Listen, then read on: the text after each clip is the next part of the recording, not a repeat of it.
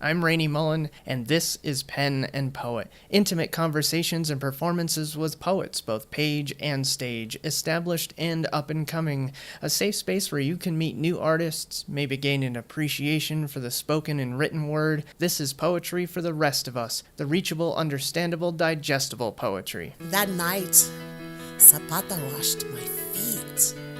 Handlebar whiskers scratched the itch between my legs like myth. On the days of our births, we breathe the dust of these memories, and it scours our flesh, smooths our skins, fills our lungs. All the dead desire most is to live in our memory. All they desire most is to laugh and to dance. Hey everyone. As I mentioned during the last show, the episodes may be a bit few and far between for the next couple of months, and it's probably been about a month since I've actually posted an episode. But I promise I am working on setting up new interviews. I probably have already about half a dozen, maybe more poets who are already showing interest and have them lined up for September. I'm hoping to have a handful of folks in before September, but I am still working on that. Today's interview is with Jack Tapestry, an Albuquerque performance poet and comedian and just general performer who hails originally from Oklahoma City. His poetry is gut-wrenching and powerful. I first saw Tapestry in Flagstaff in 2016 at the Indies, the National Poetry Slam in Flagstaff. Then he seemed to disappear off the earth, and he admits in his interview that can sometimes happen. If you've ever met Tapestry, you'll know he's a tough person to nail down. Once I got him talking before the interview started, he kept going, and I can appreciate that. So I just hit the record button and let the magic happen. Because of that, this interview is a little less formal than the others thus far. I've tried to find a spot in the recording that makes sense and makes for a good beginning, but essentially we just catch Tapestry midway through a story and kind of roll with it. With that, I hope you all enjoy Jack Tapestry as much as I do. I'm trying to figure out a good way to do digital distribution that instead of having a, like for the new book, if you want physical media, yeah, but physical media is dying. It's a collector's, it's a niche market now. It's dying. So like instead of selling, like I do audio, I don't like books. That's the other reason why, having a book, it's taken so long. I don't like print. All of my favorite performers were not printed. I do have a love of books. I've read a lot of them, but like in my mind, I'm not an author. I'm not a book writer. I'm closer to my heroes, Bill Hicks and Henry Rollins. I'm a talker. Nice. I was going to ask you for folks that influenced you. You know, I could easily see Henry Rollins though. Oh yeah, when I came back to punk rock after the war and being stationed at Bragg and running into a bunch of the '90s, again punker kids that joined the army, fell in with my tribe at Bragg and reacquainted myself with the scene. I'd been gone since '86, and well, I couldn't, at the time, divorce punk rock, the lifestyle, the scene, everything from the stuff that we were doing that killed all 6 of my friends. So,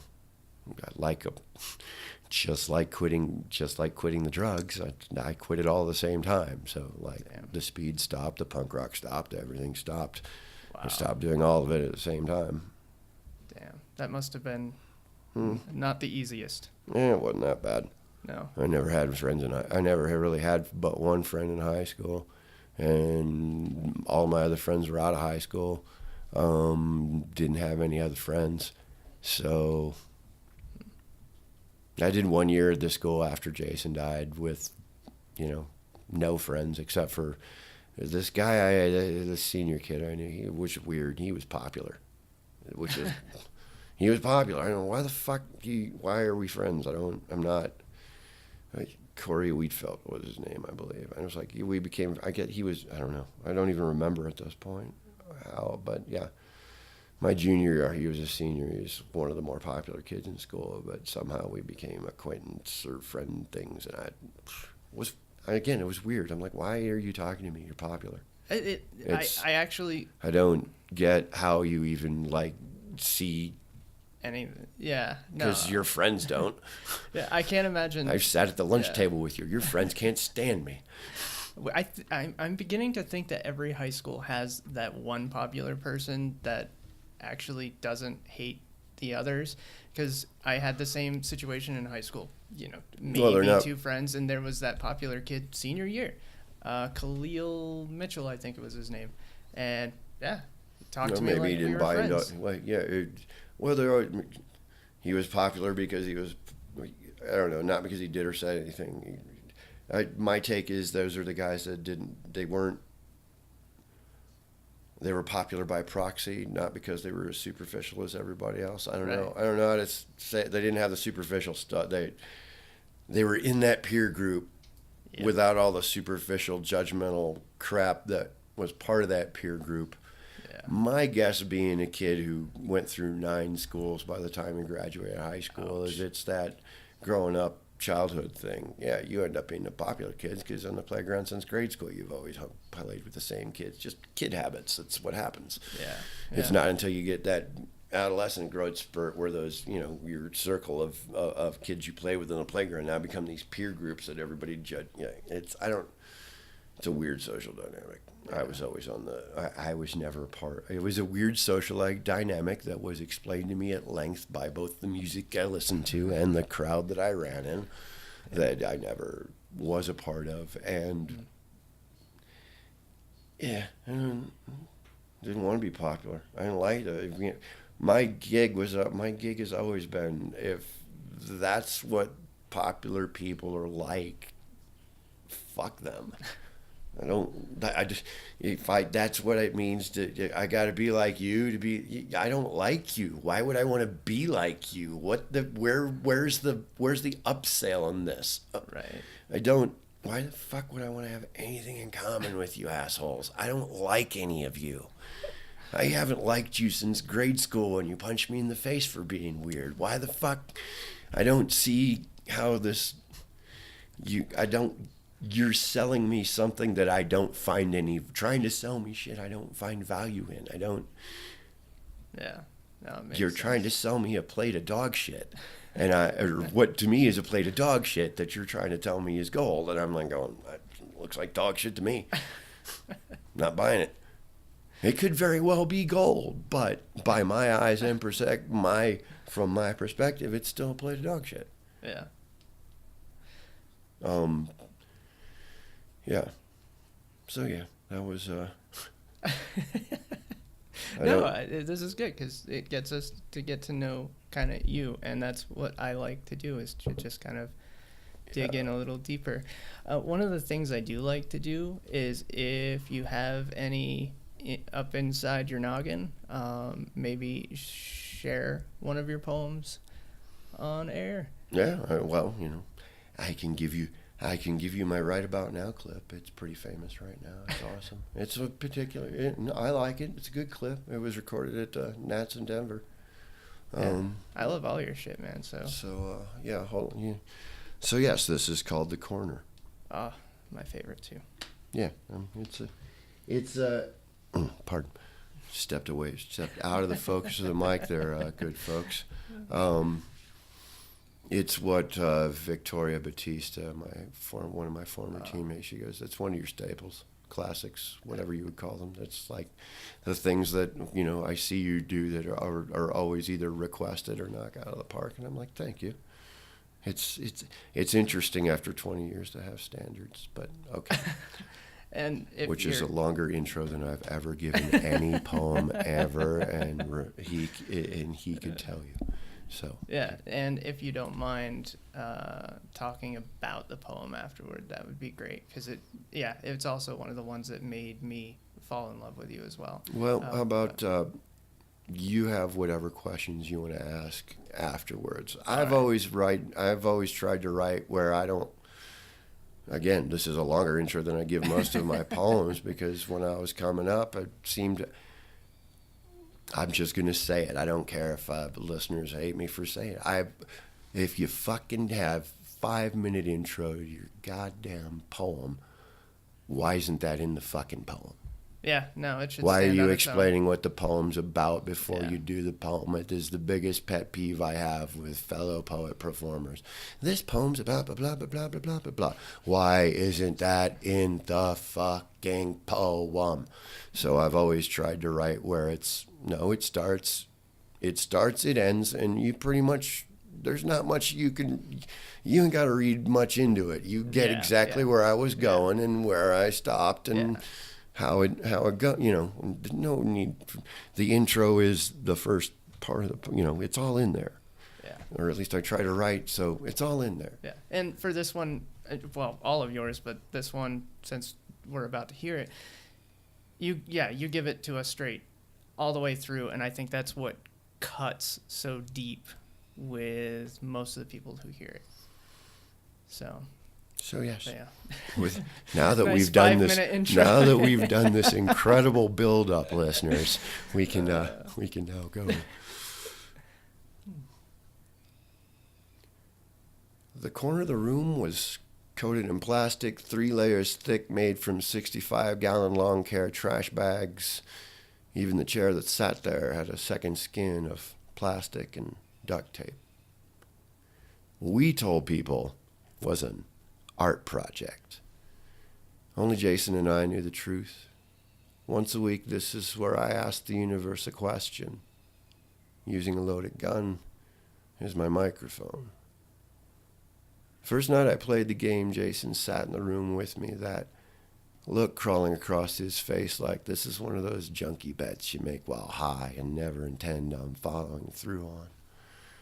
Watches the pre-game ritual tie-off spike set. Fuck yeah, methamphetamine rush its payload. Clatters on the table, almost harmless. 16, stupid, angry. The random selection, 1 bullet with lead so soft I could write my last words with it, finding a chamber like it's the only place it ever wanted to be. The blind spin, well-oiled cylinder flick of the wrist ending a potential deadly rotation. Our eyes fix upon each other from across the room as the barrel slides sideways into the soft palate and the front sight cuts my gums. Gaze unblinking as the slack comes off the trigger and the empty chamber hammer click. It's the loudest sound I've ever heard. Jason never watched me play after that. Looking back, I realized what it must have been like to watch your best friend prepare for his exit from this world all the way down to the disposal of his corpse. Watch him go upstairs as the only one in the house that knows he might not come down again. That sobering realization in the middle of a party that tonight might literally end in a bang. After 52 weeks, when I came downstairs, he looked me in the eye and said, you really know how to ruin a good high. Then fate played its ugly hand a year later, forcing me to carry his coffin. Every step to the hearse, empty chamber hammer click rattling inside my skull. A lot of people left flowers on Jason's grave. I left a revolver with the hammer sawed off and a bullet with no shell casing. It's the only way I could think of to tell him, I'm sorry. Fuck. Thank you. Yeah, still really intense. That poem started out as a poem about the Anarchy House. And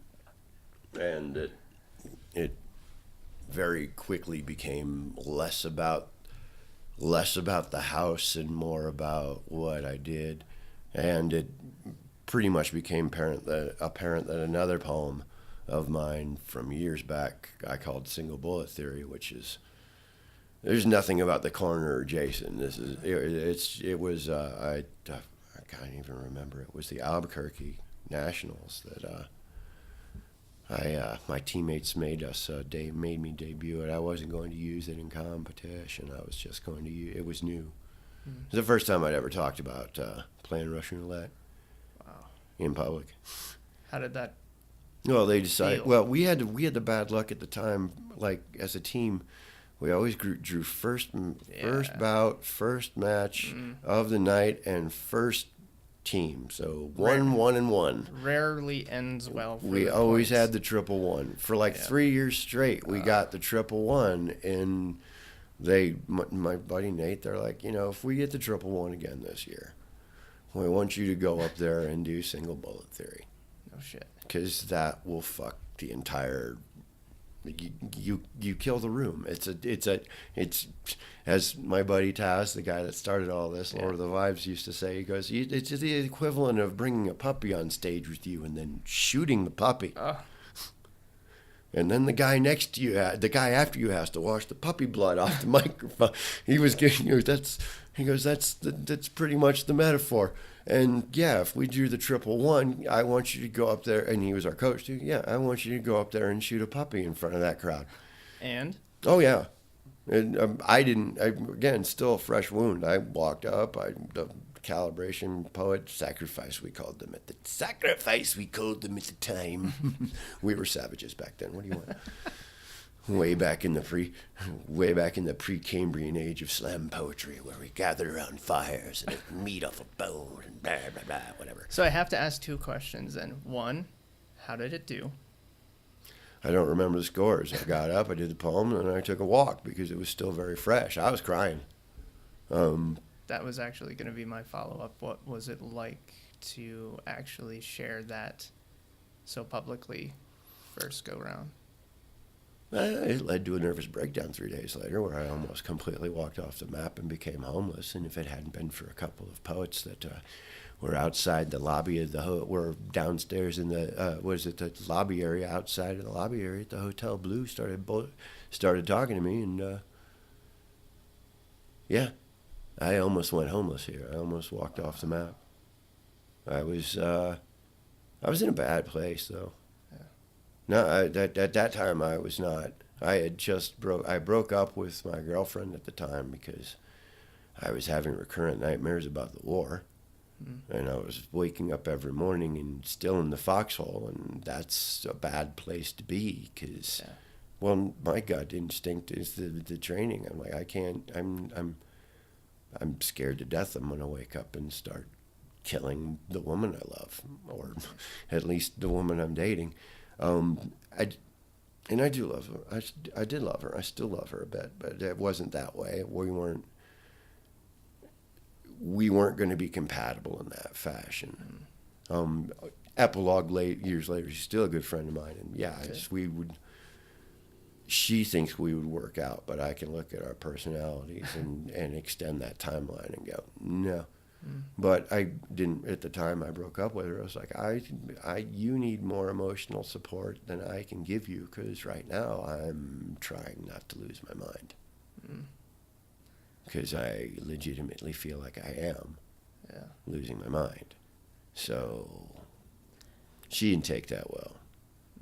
It wasn't, and that was, she didn't take that well, like all people when their emotions are hurt in those types of situations. And that was, but yeah, I was, just broke up trying to deal with all these nightmares and having that particular skeleton come out of the closet written down finally for the first time, and was dealing with it. Done it at my home, did it at my home show a few times because it's my home, it's my backyard, I can do that there. Those people aren't surprised by anything. They're the first people to hear me talk about the 3 guys I killed in the war. So, they're not. It's Tapestry. It's gonna be heavy, especially if he goes, I gotta apologize, this one's a little heavy. It's like, and my buddy Spontaneous Bob, one of the other guys, he goes, yeah, we all know when you say it's a little heavy, it's an anvil we're about to drop on our heads, like Looney Tunes. It's gonna be burn. It's like a dentist saying, this might hurt. This might hurt a bit. Yeah. So then you may feel a slight pressure. Then I'm gonna keep digging because like I said, either on the mic or before, that the thing that led me to breakdown was, and this is the thing after single bullet, after the whole thing, walked off, ran into a couple of people, ran into a couple of friends. I had a poet friend of mine whom I very much dearly loved,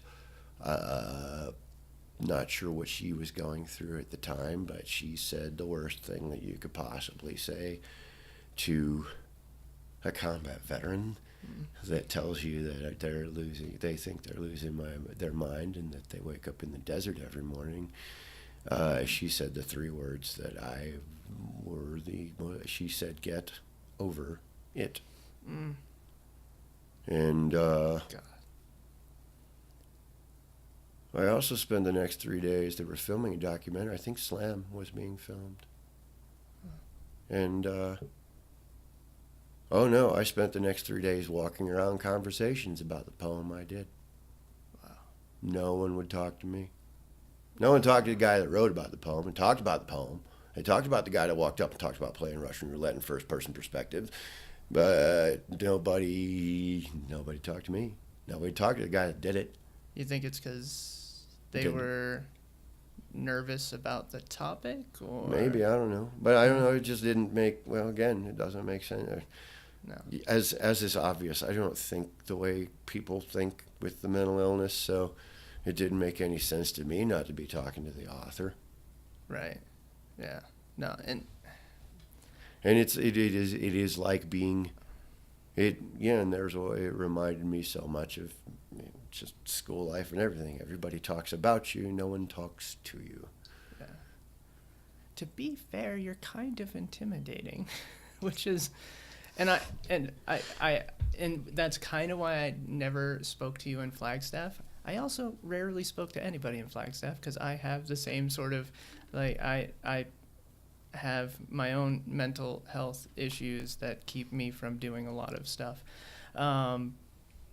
And I'm actually really glad that you asked me to be on the show, because you're one of the ones that I'm like, I would never, well, 1, I don't have the balls. 2, I could never get them on.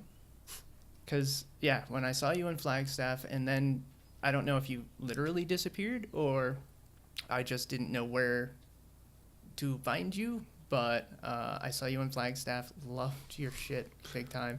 And then I don't think I saw you again until this last year at, like, Voices of the Barrio at Marcial's thing. And, yeah, I mean, to be fair, I also am very open about my mental health stuff. So when I find somebody else who is open about it, I love to pick their brain. So if you don't mind. No. If you have any questions about long-term batshit crazy without medication, I can definitely give you some insights on how I've handled batshit crazy without meds. Well, I'm curious, kind of, one, obviously a lot of your poetry, or if not all of your poetry, kind of talks about it to some degree. Do you kind of write about that to kind of get it out? Is it something that helps? Is it just 20 years ago, Slam started as punk rock without the band for me. Was pretty much what I saw the first time I walked into, it wasn't even a poetry slam, it's just a local open mic. I was just going to read a bunch of journal entries from my time I was in the Army. And I was like, no, this is, I've always been, I just got to Oklahoma City. I was going to figure out where the punkers are, because every city has them, and try to find a band. And then I was like, I don't need to find 3 other assholes that can play music.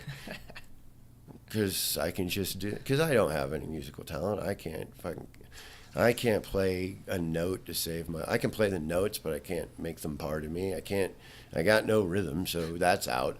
Bass guitar's out, drums are out, lead's out. I can't sing for shit, but punk rock isn't about singing, so.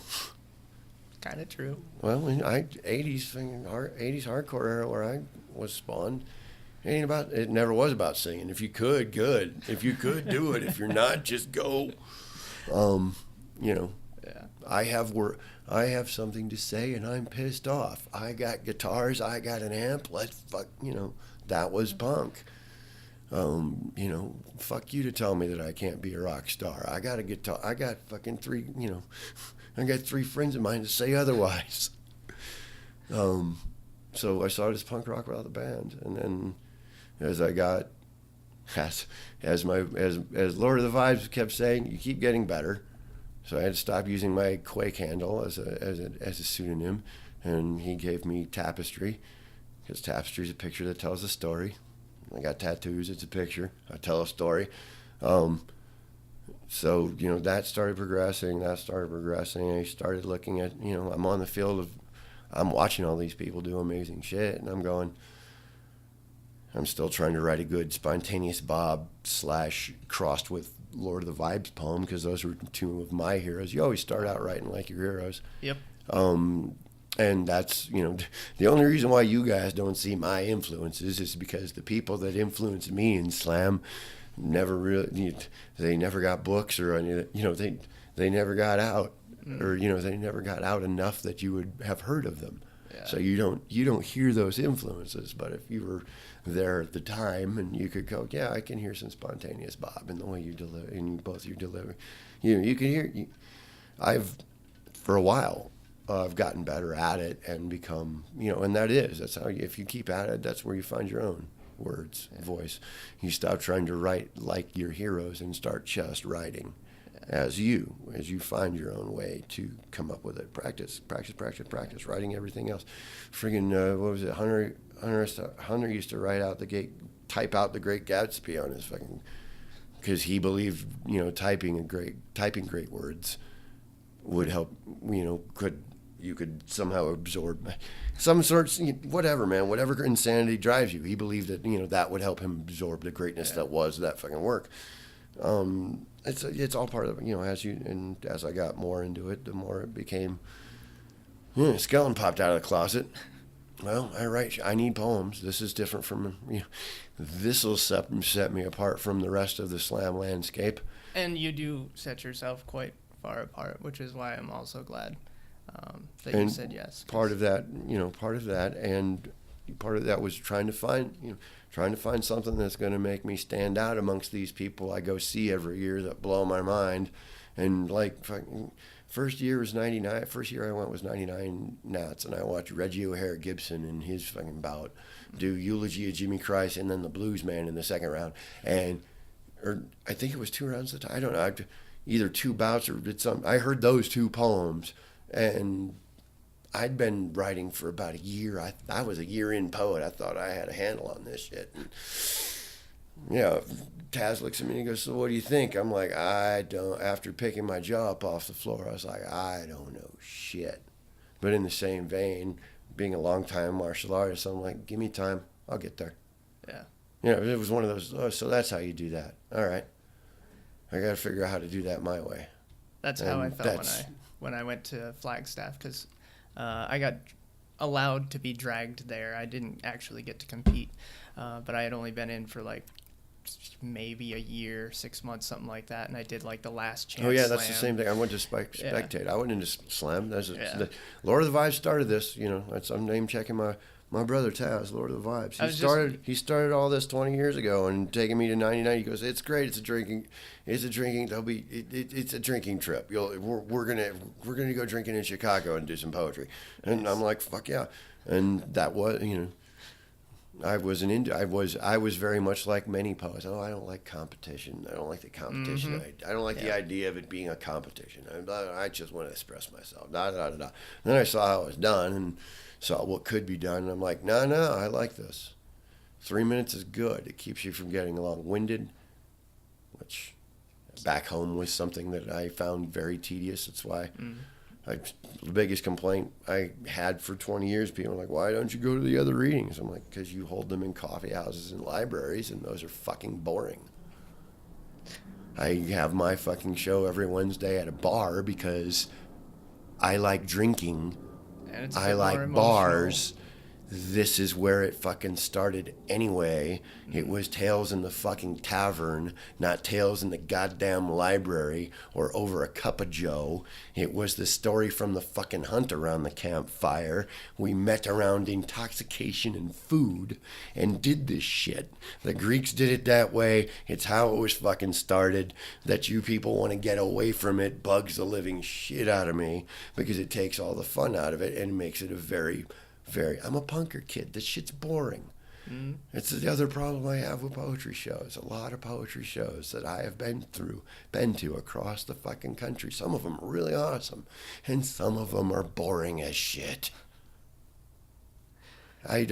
People don't, and there is where you will have problems with attendance and crowd draw. And we could pause for a minute until that car. Yeah. The windows are open because we're in Albuquerque and it is 90 plus degrees and there is a car outside, so we will pause. Or I'll just continue to rant with the car on it because I'm a pretty loud guy and I don't think it's gonna detract but for 20 years and the Red Dirt still is. It's the rock and roll, I call it it's the rock and roll poetry show in Oklahoma. There's several monthlies there, but the rock and roll show happens every Wednesday night at Sauced. Yeah. That's where it's, and consistently they have a packed crowd. So that's where, and it's not, the audience isn't shushed. You're not supposed to shush. I put the thing out on one of our ground rules was like, look, don't heckle. But if you do, and the guy at the microphone addresses your heckling and gives you the, as I used to put it, the verbal bitch slapping you're so richly begging for, no fucks will be given. You will leave unhappy. This isn't a discourse. So, sorry performers, if you don't like someone heckling you, get them. There's no reason to be polite. Get them. Yeah. I just take them out. And I enacted that rule when I started letting the comics come. Because when I started doing stand-up, we had a 20 name list that had maybe 10 to 15 names on a good night. And a sporadic crowd. So I told my comic friends, you get 6 minutes at my show. I don't care what you say. And I have empty, I saw empty spots. A lot of poets got pissed about that shit. But these are also the kind of poets that would sign up on the list and do their time and then sit outside the show all night, and I get it. We're all friends. We're all friends. We all meet here this one time a week. But why? So I just said, fuck it. I put the comics on, and that was that. They get 6 minutes just like you. Saw a lot of snobbery too.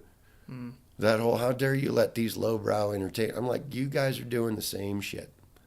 Don't even tell me you're not. You can't even try to tell me that you aren't trying to get in front of a crowd full of people to express yourself, to get your cookie that is applause, laughter, or validation. It is the same game. And if you don't recognize that as a poet, that you guys are doing the same thing. You have an instrument. You have your mind and your words. If you don't see the similarities and start taking notes with both the way they do it. I told the comics too, you can learn a lot from people that can tell, that aren't chained to laughter. Comedy is far harder to do than poetry, because you have the gambit of human emotion that has to always end with ha ha. Mm-hmm. You are set the difficulty bar higher. I told them, you started at ultra hard. If learning how to talk to people in public, and you started as a comic, you started at ultra hard. You didn't even take the easy or normal difficulty on this video game. You went to ultra hard. Everything's got to be funny. Poetry is a lot easier. And I know there are a lot of poets out there that don't like hearing that shit. But it is the fucking truth. I can only imagine. So this is probably a good segue to talk about that. Last night I finally got to see you do some comedy. So what then drags you into these different performance venues? I guess, I've always wanted to be, I always liked comedy. Bill Hicks, hell, when I was a little kid in the 70s, everybody, Bill Cosby before everything else. Yeah. And yes, but Bill Cosby had a run in the 70s of 33 long plays that just about, he had to talk about, just about every record collection had at least one of his albums. My mom had an album called 200 Miles Per Hour. And even the first time, of course, because he worked clean, I could listen to it. Mm-hmm. He also had a cartoon on Saturday morning that I Yes. watched. So, And that you weird know, drawing one. yeah. Yeah. So, you know, I just looked, I was like, that's his job, to go up there and tell jokes. That's got to be a great fucking job. And that never came back to me until 18, 17 years into Slam. Well, actually, 6 years before that, we had finally some leadership at Red Dirt where I didn't have to run everything anymore. And I could go to the only other comedy open mic in town, which happened to be Wednesday nights, the night of my show, which was the Looney Bin Comedy Club. And they had so much turnout as far as comics, they wanted you to go every other week. And I was like, this is great. I can still be part of my scene, except I can take every other week off and go try this stand-up thing that I've been wanting to take a stab at for about 3 years now, and just haven't been able to. So that's a relatively new thing for you. Relatively. I dipped my feet in the water 6 years ago, and then 2 years ago, after, again, 18 years of being chained to a script. And that's basically, I'm bored. I like Slam, but it's boring. I like poetry, but it's the same. I've been going to poetry shows for 20 fucking years. And I've seen a lot of good ones, and I've seen a lot of bad ones. I've seen a lot of in-between ones. I've seen the gamut of poetry shows. I'm bored. Yeah. And I'm not getting my fix anymore, which is what poetry was, my fix to go out and talk. I want more time. Hosting a show wasn't enough. I want more time. I'm dialing that kind of back. You know, that's where I went from being a poet on the mic to the Slam Master, to the weekly host and Slam Master, doing everything. I wanted more. I wanted more time on the mic. And with Slam, I got bored of being chained to a script. Comedy, I get to go up there and shoot from the hip. I don't even write anymore. I go across, I just go. That is not what last night seemed like. It felt more like your Slam poems, where it's like already memorized. That's amazing, because like, I have no idea what I said, nor did I plan on what I was saying. I have vagaries about it. I know I talked about getting old. I talked about I talked about being Satan's kid, and it's not as cool a fucking fatherhood as a father figure to have as you would expect, because he's the worst absentee father of them all. Yes. Because I thought that, I just went off the premise. If you're the son of Satan, that's you think, great, nothing's off limits, right? Well, no, he's never there. Right. He's off making deals with rock stars and causing all the evil in the world. So yeah, I just went on that line of logic. And no, it ran really well. No, I thought it had been memorized. So there you thank go. you. And I mean, really, that is for a first time listening to me do it. That is a very high compliment to me. Thank you very much, because I had very little idea what I was going to do even 5 minutes before I went. Wow. And I walked up and I walked out for a cigarette, walked up and got into a conversation with another comic. Perfect karmic timing. Went back upstairs to rejoin the show as I was getting it was an Elvis entrance. I just for an unintentional Elvis entrance as he's giving me my intro. So I just walked up to the stage and started going. Didn't have much time to think about it, but that's, it can be done. It just takes a lot of, even comics are like, you don't write it. I'm like, no.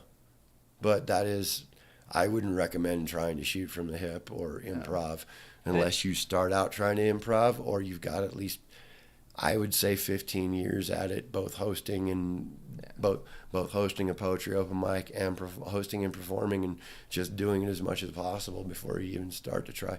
Hosting is a good way to do it, because it teaches you how to keep thinking even though things are happening around you. It teaches you to rationalize on your feet. Yeah. But yeah, it's the only reason why that's 20 years at the mast. That's luckily that I've gotten. I can say without hyperbole, I've gotten good enough that I can just go. Yeah, no, that's obvious. And that second poem I did, Finals Night here for the Grand Slam. Yeah. about the homosexuals is just a comedy bit that was born on was born on a Sunday night at Bosey Brothers Brewery, where we do it on Sundays, and was pretty much canonized by Thursday night's Monk's Corner, just by taking that same line of logic out for a stroll 6 nights a week, because 5 minutes at a time, 6 nights a week, and then I'm like, I got all of it. The first time I did Why I Can't Have Kids, which is what I call one of my bits about. It's about my mutant DNA, and I have a poem version of it that is not a. I might, that might be the other one I do. The poem version of it is long. I can't use it for slam because the bit's too long, and it's too good once I get rolling on it now. But that was another bit that was born on a Monday, and was canonized basically like the Star Wars canon, canonized like Star Wars by Friday. Wow. And then it was like, now I know all the beats, I know all the fucking places. Everything else in between is just kind of nebulous, and what I know where I know my logic progression. I know the train goes here to here to here to here to here, and in between it keeps me less bored. It's way more organic, and because of that, I'm also finding if I get too lost in the next thing that I have in my head on stage that's not even from the bit, I can work it. It's all becoming modular. I mean, it makes sense because we spoke really for the first time right before that Grand Slam back in April, and I had asked you said that you had another gig that night, and I think I asked you something about why you do that to yourself, and I think your response was just, I like to perform, I like to be on stage, or something like that. I need my stage time. Yeah. And this is a bastardization of a J.W. Baz fucking quote, but it's something that Rob, when I lived with Rob and I was creative partners with him for so long, he has on his thing. He says, if you're not hustling, no one's going to hustle for you. J.W. Baz. So it is a paraphrasing of that. It's what I hashtag on everything. Hashtag hustle never sleeps.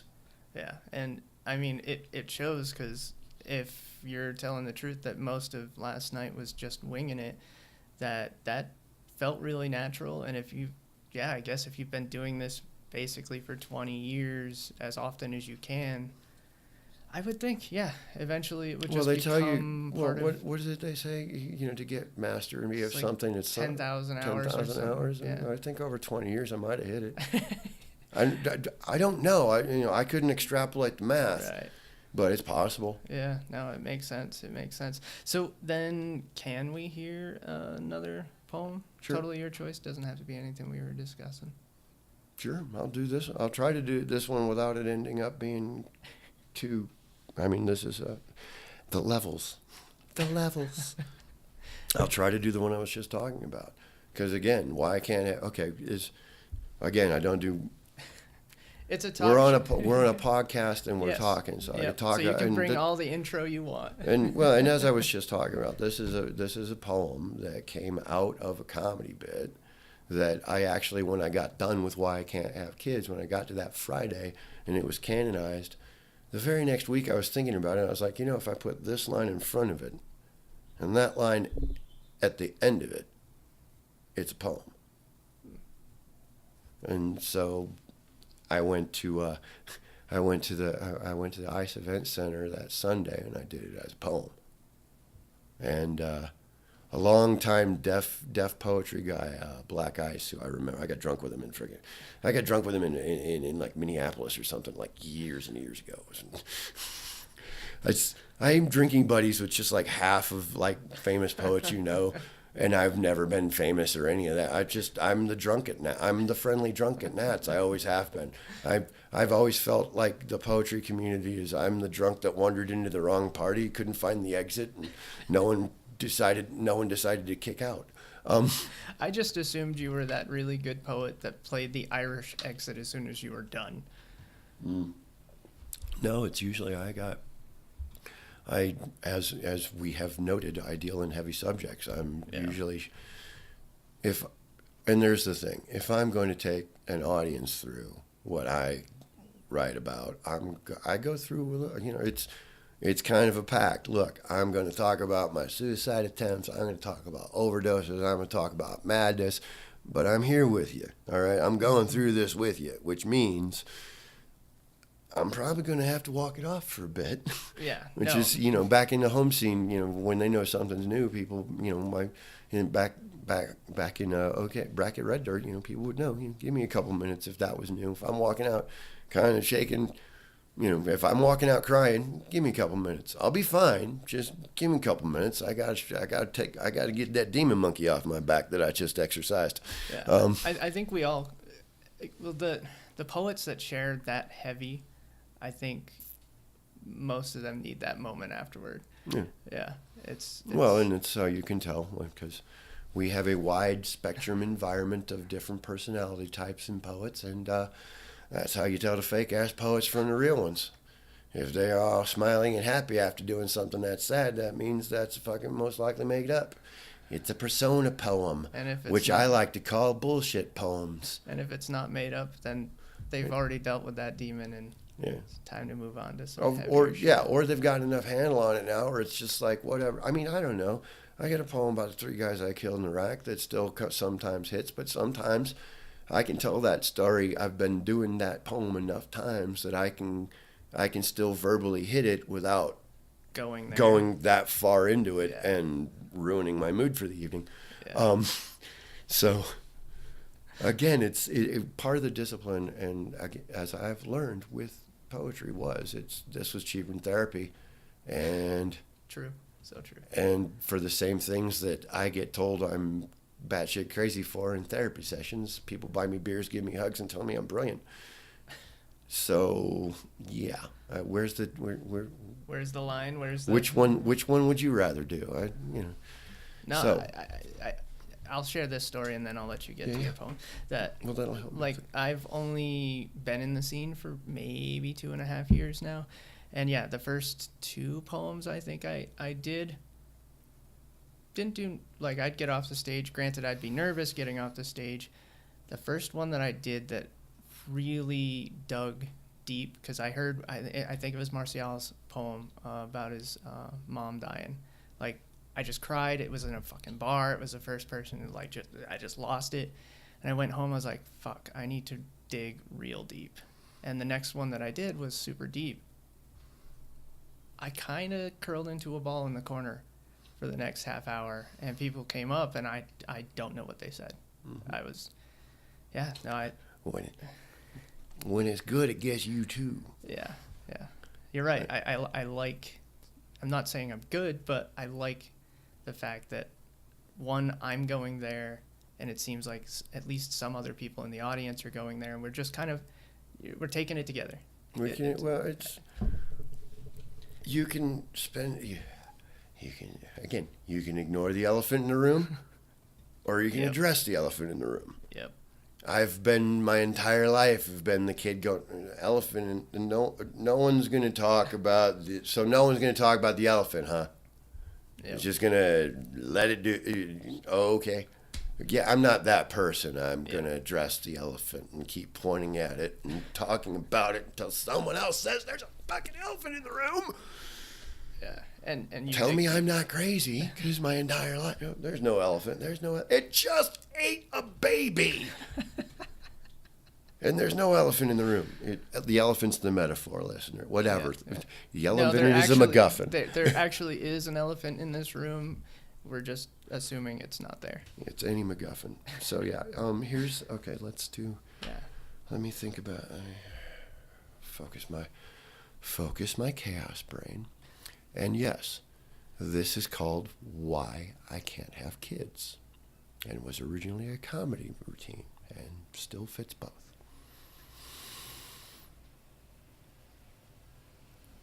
To the daughter I will never have.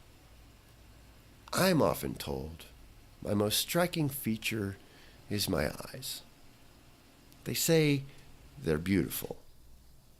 I've never seen that.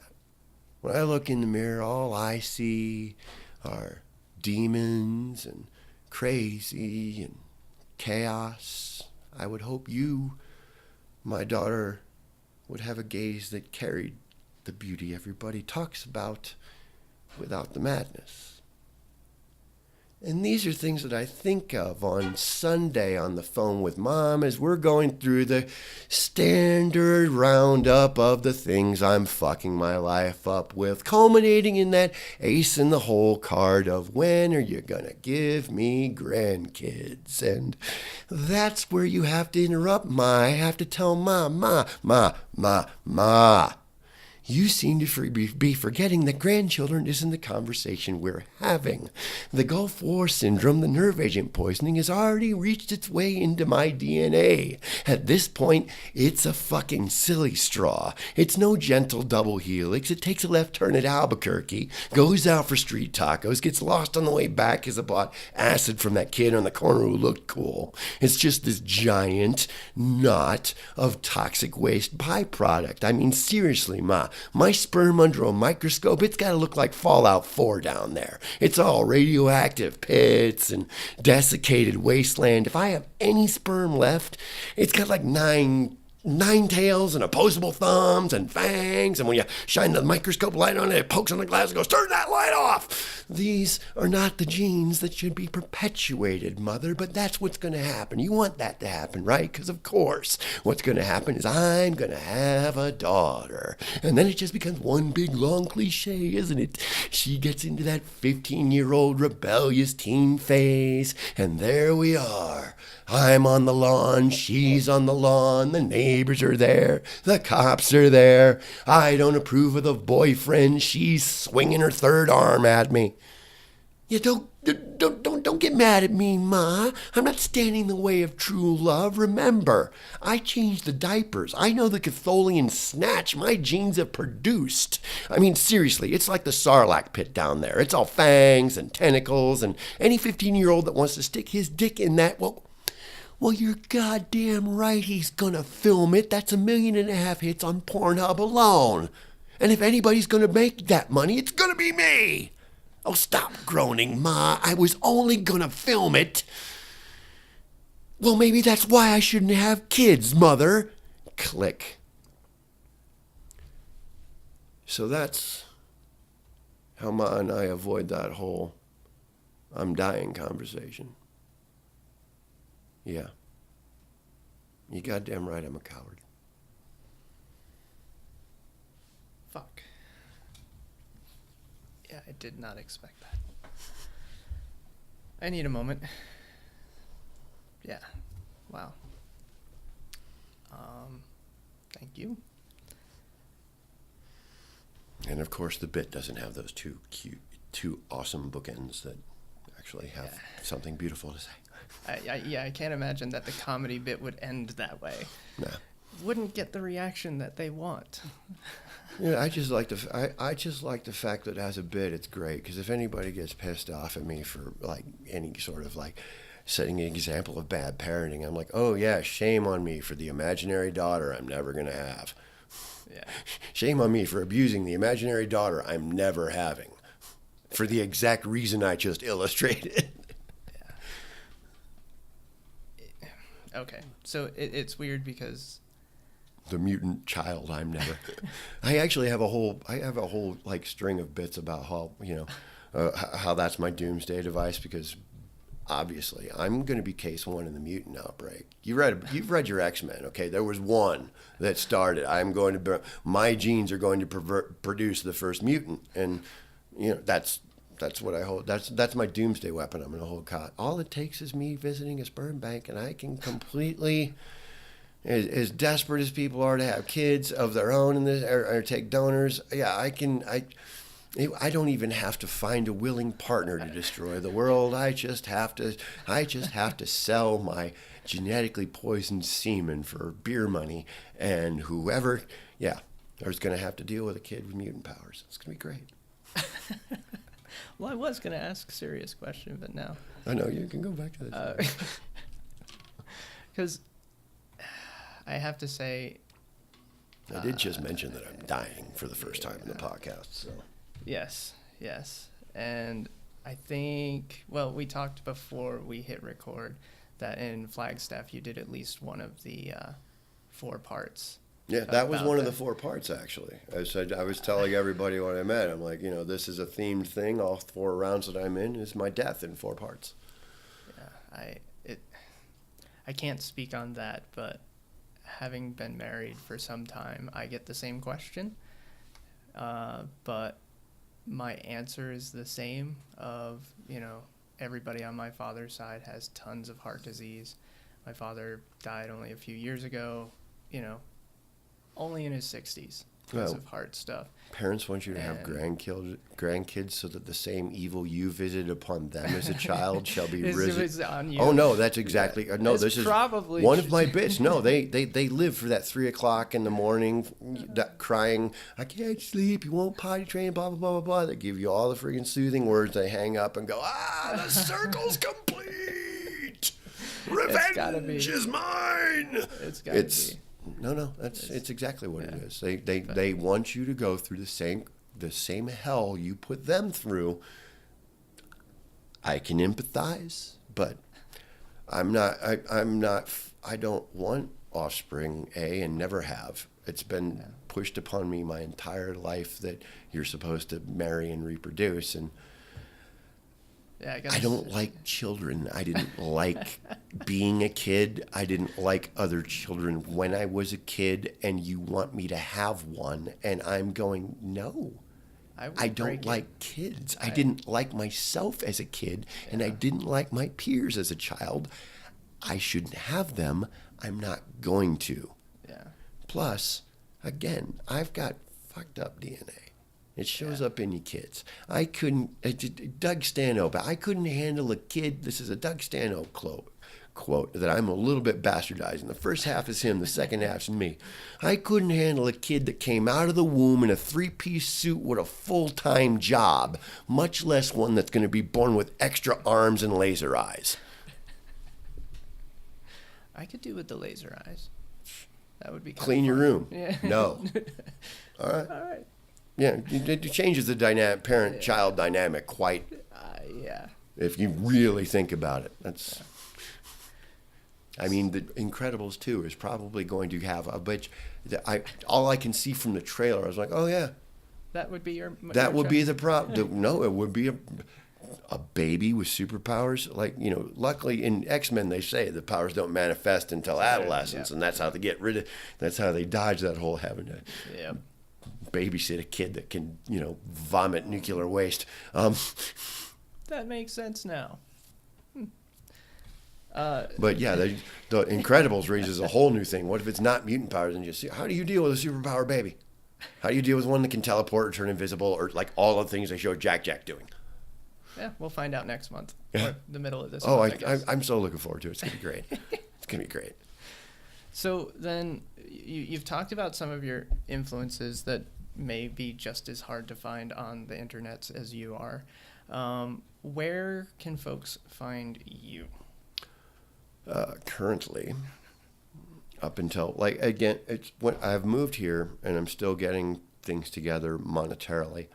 But in the coming year, I am launching a website which is going to have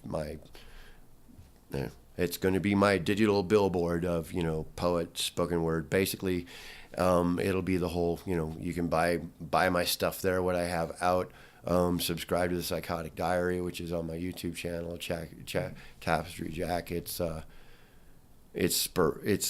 more sporadic right now because of just everything going on, but I'm definitely trying to tighten the screws down on that. The Psychotic Diary is basically a confessional. I talk about mental illness. I tell stories. It's just all the shit I got. I have nerve agent poisoning from the Gulf War. It ends in final term is dementia. So yeah, I started the diary because I don't get to keep anything. So we'll start rattling stuff out into the void, and it's a diary, so there are no comments. I've got comments disable because it's not. It's just supposed to be taken as what it is. I don't need your input. It's a diary, and it's a public. I'm making it public because it's I'm talking about nerve agent poisoning. I'm talking about I'm talking about what happened to me. I'm telling stories about my life. I'm telling the stuff I can remember while I can remember it, because it's all going away at some point. It's going to start to. Yeah. I mean, during the course of the podcast, I'm trying to remember who the hell talked to me outside of Hotel Blue at Manhattan that kept me from losing my mind or having a nervous breakdown here. And in the middle of a nervous breakdown, they talk me down. I can't. I can remember the conversation, but I can't remember who it is anymore. That's gotta hurt. I know. So then, it's kind of iffy. I'm a drinker. I've been a drinker forever. So you kind of have. I've kind of got more of I got a tougher skin towards memory loss. Maybe I don't know. I'm used to not remembering shit because I've been a drinker most of my life. I still am. Yeah. I'm not a drunk. Well, I'm a drunk. Alcoholics go to meetings. I'm a drunk. Yep. I'm not a constant drunk. I don't drink and drive. I drink every day, but I don't get drunk every day. I've got a way more of a European kind of thing. I like to have a pint after work. Yep. And I like to have pints when I do comedy and poetry. These are my vices and my pleasures. I like to mix them when I can get my cigarette and my weed and my alcohol and my poetry and/or comedy all in one spot. You're in a good place. I'm having a good evening. Yeah. Sounds like you kind of want to quiet some of the weird shit too, occasionally. I got ADD brain, so yeah, it's the weed. The weed helps me not only with thought process, but it makes standing on stage less painful, enough that it's not painful. And now it's pretty much, I moved here because it's a medical marijuana state. And once it became pretty much confirmed that I have nerve agent poisoning, weed is now a part of my life. It is what keeps I'm in constant pain. I mean, my nervous system think of your nervous system as a whole bunch of on-off switches for fingernail, whatever, blah, blah, blah, blah, blah, and they either switch on or switch off. It's all been replaced with a dimmer switch. With a dimmer dial like you have in your dining room, and it usually hovers around 2 and 3. On bad days, it gets up to 7 and 8 on the 1 to 10 pain scale that hospitals use. Wow. That can't be fun. Yeah. I did horrible things for the first half of my life. I have no real moral problems with how I'm dying. I don't see it as a horrible thing. You've said more horrible than things once. happen when you do horrible things. It's just cost of playing on the field. Yeah. You've said more than once, or I've heard you say more than once, that you're living on borrowed time. I've been dead since '91. I've been dead since '91. I died in '91 when we got exposed to the nerve agent. Y'all just got to know the corpse. Wow. So, do you do the headliners then fairly often now? Pretty often. Yeah. And Kevin invites me out a lot. I have fun. It's good. He was the first person to start booking me there, as he's got a beginning part of it that's a kind of open mic-y 5 minutes, as you noticed, and then the format, you get the headliner and opener get longer. I did my first actual headlining set there, 20 minutes. Did my first official 20 minutes where I'm on the bill as the guy that does the high. It was good. It was fun. I have it on audio. I don't like it. I know. I'm really but sad. I keep my audio nowadays. I have Jack Tapestry on SoundCloud. If you're curious about, there's some old stuff I used to be put, and if I get around to it again around here and there's interest in it, I might start doing it again. Because Oklahoma City for about a year there, I was pretty regularly recording every set of the week, and then the best one, the one I liked most, I would put up on my SoundCloud for free. Oh wow! And there's 4, 5, or 6 of them in there. very rough-edged early stuff. Most of them are recorded at JJ's Alley down in Bricktown at my buddy Justin Keithley's show, because that's I've got a couple on there that are pretty good. Poems is Jack Tapestry poetry on YouTube.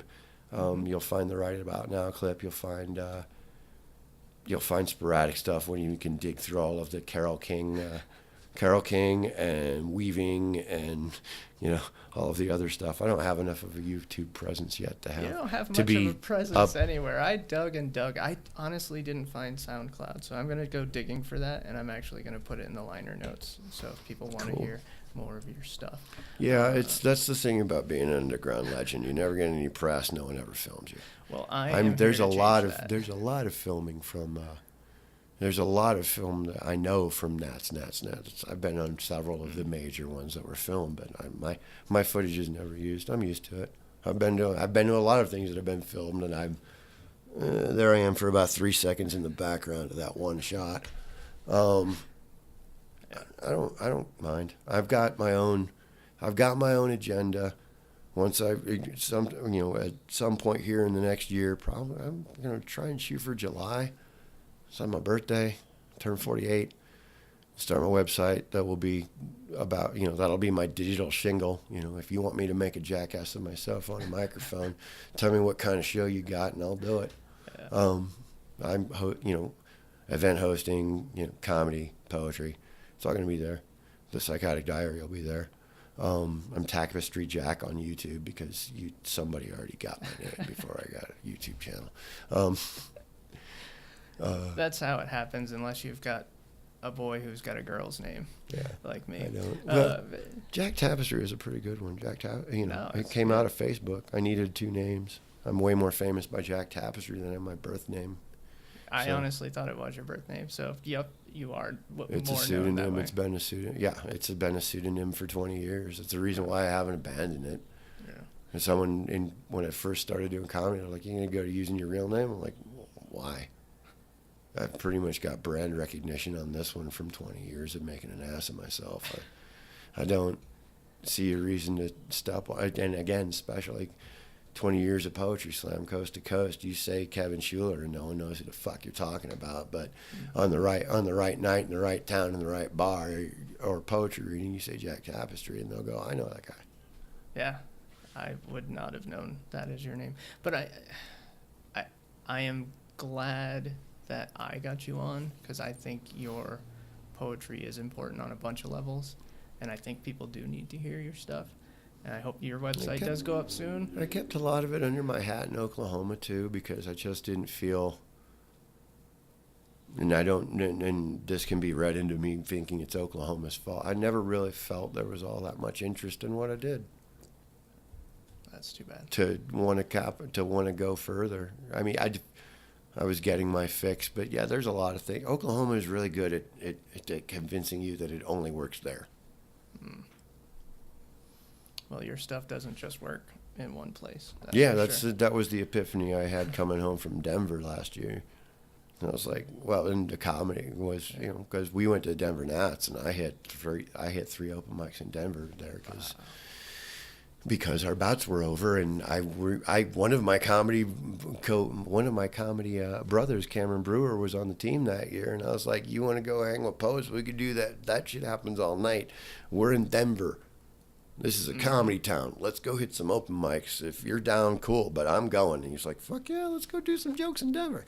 And he's just released OKC Comedy. Our Robot Save City is a friend of mine, James Nim's website. And they just put out a comedy compilation called Live from Upstairs, and it's all of my comedy friends from OKC. Cameron's on it, and it's really fucking good. It's make me jealous level good. I've listened to it twice. What did you say the name of it was? Oh, the website's it's on Spotify too? Yes, okay. It's on Spotify. It's Robot Save City is the website. It's also on iTunes. It's currently number 3 on the comedy charts on iTunes. No kidding. Yeah. It's called Live from Upstairs, Robot Save City. I highly recommend it. I'm not on it because they recorded it after I moved here. I'm but yeah, I'm jealous at how good it is. Track to track, they're my friends, and they just knock it out of the park with some of their more classic bits. Cameron does a bit I've never heard before that's just stellar. And yeah, it'll have. We're both digging in our phones. Yeah. That's why things get on quiet. on my recommendation. He's trying to look it up, which I highly recommend looking up. It's on Spotify. It's on iTunes. It's a whole bunch of my friends that are just fucking amazing. Yay, and shout out Live to from your friends. Upstairs, a comedy album, is the name of it. Live from Upstairs. I'm writing all this down. Album by various artists. It's put out by a website called Robot Save City. It's by which is owned primarily by a guy named James Nim. He is one of my comedy brothers from out there in Oklahoma City. He also has a band that recently put out an album called The Nims. That's really cool. It's a koala bear riding a Kira's bike. It's the cover. It's freaking cool. Man, you're able to plug everybody else but yourself. Well, You because need to I've get never been that pluggable, in my opinion. I just do what I do I do what I do on stage, and people like it. And yeah, no, I'm realizing that, but I'm trying to, and that's hopefully when I do this, I want to have my own. It's going to be my own. It'll be my DIY punk thing. It'll be my stuff my way. Yeah, and I'm looking forward to it. And I will post things once Cool. you get things up and running. Share stuff with me, and I will post it on my bloggy bits. But yeah, that's my plan. I'm going to start. I'm going to start my own Jack Tapestry Rooster Teeth level thing. Awesome. Based off the website. And if you're in the Albuquerque area and you would like to hear these dulcet tones, either tell jokes or do really traumatic poetry, I am available. Yeah, find Jack all over Facebook. Jack at Tapestry least. on Facebook, Twitter, and Instagram. Yes. Right now are the best ways to get a hold of me. Yes, hunt him down, get him into a bunch of features, because we only heard 2 of his poems. But coming within the year, amazing. I'll actually have product. I know, and again, share once you do have that. Let me know, and I will share the hell out of it as well. Yeah, I love performing, and that's people have said, I have not had merch in 10 years because I have not really felt like, I honestly have not felt like I had anything worth putting out in a package. This is me. This is, as all artists, their own separate. Yeah, no, that's true. We're our own enemy.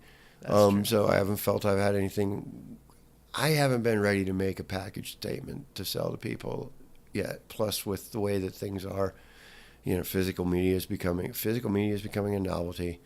I want to be able to put my stuff out as, again, audio, but I also want to be able to, like, add features to be handing out. If you can either buy it directly from your phone, or I'll have a download code card that you can purchase. If you want to hand me $5 for that, for Psychotic Philosophy Volume 4, here's a download code. And you don't want to go directly to the website and download it to your phone or your digital media. Here's a download code. And, that's kind of the way I want to do business. And once I figure out how to get that. And I hope you figure Get it out that soon, hooked 'cause up.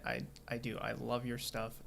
It's sad that it took me 2 years to sit down with you, because I fell in. There were only about. I'm 3. not as intimidating or unapproachable as one might think. That's absolutely true. The custom paint job is just a custom paint job.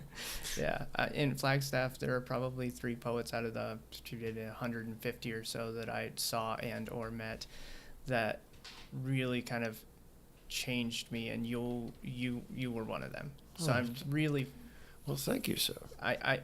Because it makes me sad that you don't have merch. 20 years ago, I wandered into this loose tribe of brilliantly, unabashedly human people with just the most beautiful crazy. And they did the same thing to me. So it's good to pass the torch on. Yeah. Or it's at least good to know that I'm holding up my end with what I was given by continuing to give it. Yeah. Now we need to see. Now need to have stuff that we can hold. You need to have merch. You have to have stuff. But well, again, I lived in a vacuum of no one wants any of this shit. oh, but we do. Oh, we so do. And I mentioned, because I actually had to break a coffee date with a friend of mine, and I told him why, and he's like, "You haven't had Jack on yet?" So there are people who like you, and there are people who love your shit. So I moved here because I already had a bunch of friends from the ABQ scene that I've been partying with at Nats for years that are just some of my favorite humans on the planet. Yeah. And I fell in love with this city when I came through here the first time for Nats. And I was like, I'm going to eventually... Lord of the Vibes and I were planning on moving to Austin and tell the Nationals that was here. And we went, you know what? I think I'd rather live here than Austin. And I was like, I second it. I'm not really a fan of Texans. And Austin's surrounded by them. yep, kind of is. But Jack, thank you so much. This has been quite an honor. It has been. Thank you for having me on your show. I enjoy doing stuff like this for those of you other listeners that might have shows. Yes. So I will put links to all of your social media stuff so people can find you. Thank you, Jack. And thank you, good sir. And thank you, listeners. I want to thank Jack Tapestry again for coming on the show. I have absolutely adored Tapestry's work for a couple of years now, and I'm so glad that he agreed. Actually, he found me and asked if he could be on the show. He was the first person who actually sought me out to try to be on the show, and I'm so thankful. I was a little hesitant to ask him just because as a performer, he's quite... he just seems like a tough person to talk to, but after speaking with him, I've come to realize he's an amazing person and a friendly person. You can find Jack Tapestry's poetry on YouTube. He doesn't yet have any poems published in print. He tends to lean towards performance poetry and performance mediums. So if you're a small press and are interested, please hit Tapestry up or email me and I will get you in touch with him. And as always, thanks for listening and stay safe.